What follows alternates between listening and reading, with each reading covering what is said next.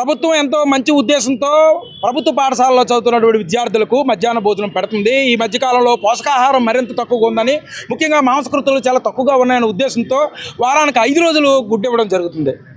అయితే కేంద్ర ప్రభుత్వం పద్మశ్రీ ఇచ్చి గౌరవించిన గరికపాటి గారు ఈ మధ్య ఆయన ప్రవచనాల్లో మాట్లాడుతూ గుడ్డు ఎందుకు, గాడిద గుడ్డు ఎందుకు, మధ్యాహ్నం భోజనం ఎందుకు, వాళ్ళకి పుస్తకాలు ఎందుకు, వాళ్ళకి బ్యాగులు ఎందుకు, ఎవడో చదువుకోవాలనుకోండి వస్తే వస్తాడు లేకపోతే వెళ్ళిపోతాడు అనేటువంటి దుర్మార్గమైన ప్రవచనం దేశ ప్రజలందరినీ కలిసివేసింది.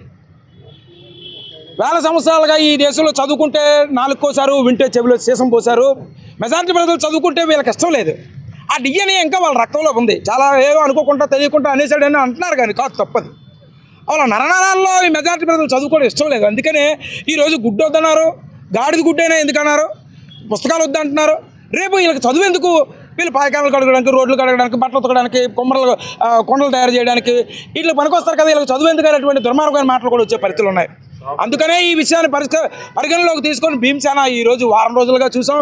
ఈరోజు దేశ ప్రజలందరూ శ్రీరామనవమి ఘనంగా జరుపుకుంటున్నారు. ఆ నేపథ్యంలో మేము శ్రీరామనవమి జరుపుకునే సంతోష వాతావరణం లేవు. మా పిల్లలకు చదువు వద్దంటున్నారు, తిండి వద్దంటున్నారు, కనీసం మానవీయ విలువలు వద్దంటున్నారు.